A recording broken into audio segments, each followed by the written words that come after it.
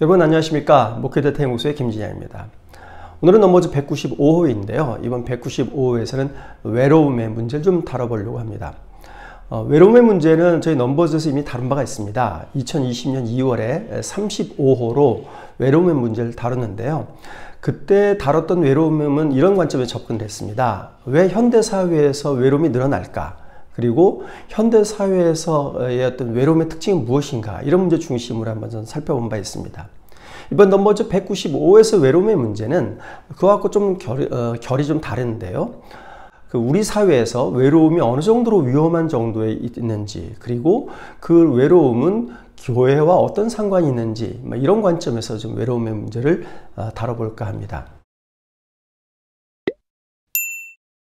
올 1월에 국민일보가 조사를 했는데요. 이 외로움의 문제를 가지고 조사를 한 바 있습니다. 이 결과를 보면 우리나라 사람들의 외로움의 정도를 한번 측정을 해봤습니다. 이 측정할 때는 미국의 그 UCLA 대학에서 외로움 지수라는 걸 만들었는데, 이 외로움 지수는 20개 문항으로 구성되어 있습니다. 그래서 이 20개 문항을 물어보고 그것을 점수화하는 거죠. 이렇게 나눠 해봤더니요. 우리나라의 경우에는 20점에서 34점, 그러니까 저단계 외로움인데요. 이때 저단계 외로움은 일상적 외로움의 수준을 의미합니다. 사람이 살아가면서 여러 가지 외로움들 많이 느끼죠. 외로움 안 느끼는 사람은 전혀 없다고 봐도 과언이 아닙니다. 이런 그냥 일상생활에서 어떤 겪는 외로움이 이제 저단계 외로움인데 26%로 나온 겁니다. 그러니까 4명 가운데 1명 정도는 이런 일상적인 생활에서 겪는 이런 외로움을 겪고 있다, 이렇게 얘기할 수 있겠고요. 그 다음에 이제 중증도 외로움입니다. 외로움 점수로 따지면 35에서 49점까지 나오는데, 이 중증도 외로움은 일상생활에 무리가 없는 정도입니다. 그러니까 외로움을 크게 느끼지만 그것이 일상생활을 크게 저해할 정도는 아니다, 이 정도의 외로움 수준인데요. 전체의 한 절반에 가까운 47%가 중증도 외로움을 좀 느끼고 있었습니다. 근데 이제 문제는 이거보다 넘는 수준들인데요. 외로움 점수 50점에서 64점까지는 중고도 외로움이라고 얘기합니다. 이 중고도 외로움은 상담 등 의료적 치료가 필요한 수준의 외로움입니다. 그러니까 어떤 외로움을 느끼는데 이걸 방치하면 이분에게 정신적으로 육체적으로 큰 문제가 갈 수 있어서 이거를 의료적으로 접근해서 치료를 해야 된다, 이 정도 수준의 외로움인 거죠. 전체의 한 24%, 그러니까 4명 중에 1명은 중고도 외로움을 겪고 있다, 이렇게 볼 수 있겠고요.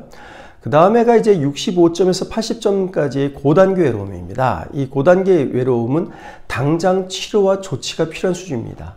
방치를 하면 건강에 치명적인 위험을 가져오거나 혹은 이분이 스스로 위험한 일을 꾸밀 정도의 그런 정도의 위험의 수준인 거죠.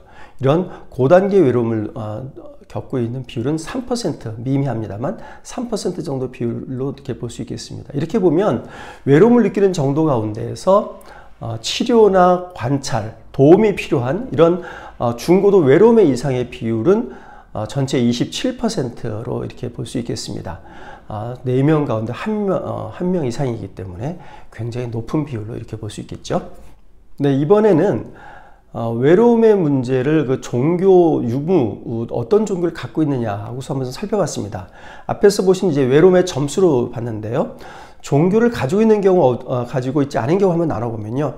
종교인의 경우, 즉 종교를 갖고 있다고 하는 사람의 비율은 외로움의 비율, 중고도 단계의 비율 이상인 거죠. 앞에서 보신 대로 중고도 플러스 고단계의 또 외로움의 비율인데, 종교인 같은 경우 23%였습니다. 아까 앞에서 보실 때 27%가 평균이었는데 평균보다 낮았죠. 반면에 종교가 없는 분들은 30%였습니다. 이렇게 보면 종교를 갖고 있는 분들이 종교를 가지고 있지 않은 분들보다 외로움을 덜 느낀다, 이렇게 볼 수 있겠고요.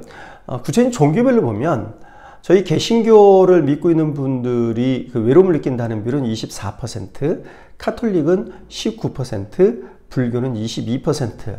그래서 카톨릭하고 불교보다도 저희 개신교 쪽에서 외로움을 느낀다, 중고도 이상의 그 비율을 보면 조금 더 상대적으로 더 높은 것으로 이렇게 좀 볼 수 있겠습니다.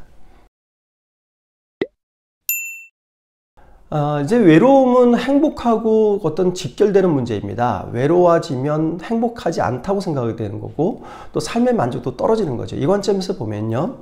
전반적인 행복지수를 한번 봤습니다. 전반 행복지수가 종교를 놓고 한번 보면 종교가 있는 분들 같은 경우는 65점이었습니다. 종교가 있는 분이 종교 없는 분보다 행복하다는 비율이 한 6점 정도 더 높았습니다. 종교별로 보면 저희 개신교인들이 행복하다는 점수는 67점이었고요. 가톨릭 65점, 불교 63점. 그래서 개신교를 믿는다고 하는 분들이, 개신교인들이 행복 점수가 다른 종교에 비해서 근소하지만 약간이라도 더 높았던 것으로 나타났고요. 좀 비슷하긴 하겠습니다만 전반적인 삶의 만족도도 마찬가지로 지금 여러분 그래프에서 보시겠습니다만 종교인들이 그리고 개신교인이 무종교인이나 다른 종교인보다 더 삶의 만족도가 높았던 것으로 이렇게 볼 수 있겠습니다. 아까 앞서 보셨을 때 종교인이 무종교인보다 외로움을 덜 느끼는 것으로 나타났습니다. 그러니까 종교가 외로움을 극복하는 데 이제 도움을 더 줄 수 있다는 거죠. 이 관점에서 보면 몇 가지 특징이 좀 보입니다. 먼저 종교활동 시간에 따라서 종교가 외로움 극복에 도움을 준다고 응답한 비율이 달라지는 걸 한번 봤습니다. 지금 여러분 그래프에서 보시겠지만요. 종교활동 시간이 2시간 이하에서부터 점점 종교활동 시간이 늘어날수록 종교가 외로움 극복에 도움을 준다고 하는 비율도 동반해서 늘어나는 걸 여러분 확인할 수 있습니다. 또 종교가 외로움 극복에 도움을 준다 하는 것들을 좀 구체적인 종교활동의 내용을 놓고 보면요. 종교기관 봉사활동에 참석한다고 하는 분들 가운데는 종교가 외로움 극복에 도움을 준다 이렇게 응답한 비율이 84%였고 소그룹 공동체 모임에 참석한다가 78%, 그러니까 정규예배, 법회, 미사에 참석한다라고 응답한 분들은 74%인 겁니다. 그러니까 종교인 가운데서도 종교 기관에서 그냥 예배를 드리거나 미사를 참석하거나 법회를 참석하는 것만 하시는 분들보다는 그 종교기관 내에서 종교활동에 더 많이 그리고 적극적으로 참여하는 분일수록 외로움을 극복하기 쉬워진다. 이렇게 좀 저희가 볼 수 있겠습니다. 그렇다면 외로움을 극복하는 데 있어서 종교가 어떤 측면에서 도움을 주느냐 한번 좀 물어봤습니다. 이 질문에 대해서 우리가 흔히 생각하기에 종교기관에 속해 있다 보면 다른 사람들하고 같이 활동하니까 소속감을 느끼고 그 다른 사람들이 옆에 있다는 생각들 때문에 외로움을 덜 느낄 것이다. 외로움을 더 쉽게 극복할 수 있을 것이다. 이렇게 생각할 수 있는데요. 조사 결과는 좀 뜻밖이었습니다. 가장 중요한 응답이 뭐였냐면 영적 회복이다라는 겁니다.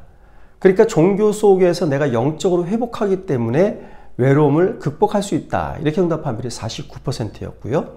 그 다음에 소속감을 느끼기 때문에 외로움 극복에 종교가 도움이 된다. 이렇게 응답한 비율이 39%였던 겁니다.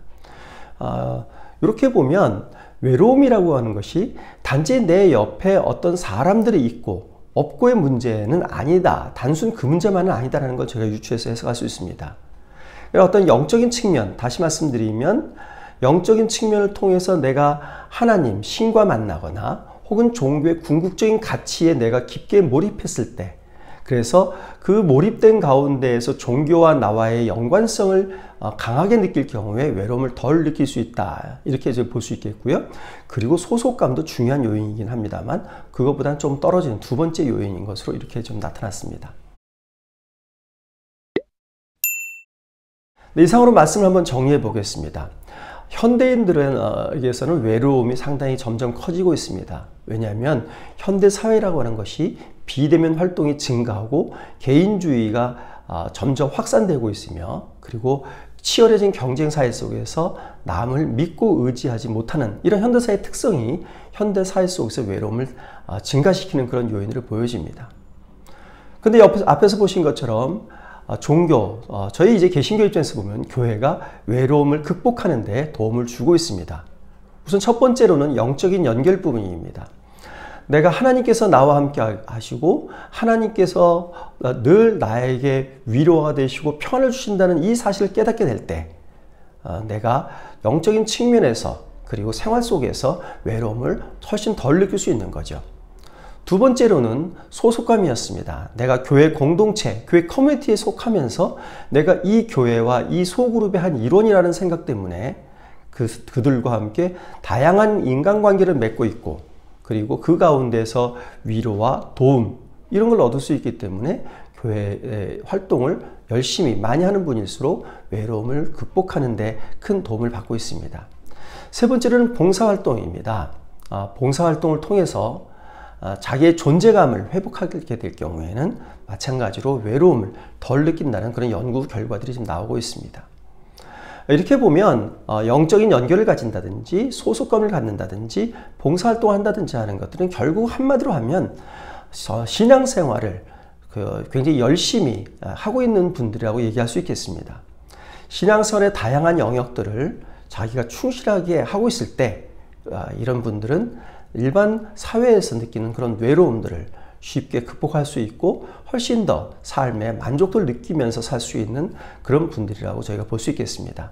이런 측면에서 저희가 현대 사회가 점점 파편화되는 속에서 공동체로서의 교회가 이 사회 속을 더욱더 살기 좋은 아름다운 사회로 만들 수 있는데 기여할 수 있는 길이 여기에 있다고 생각이 됩니다. 내상으로 넘버즈 195 설명드렸고요. 다음 주에 196호로 여러분들 찾아뵙겠습니다. 감사합니다.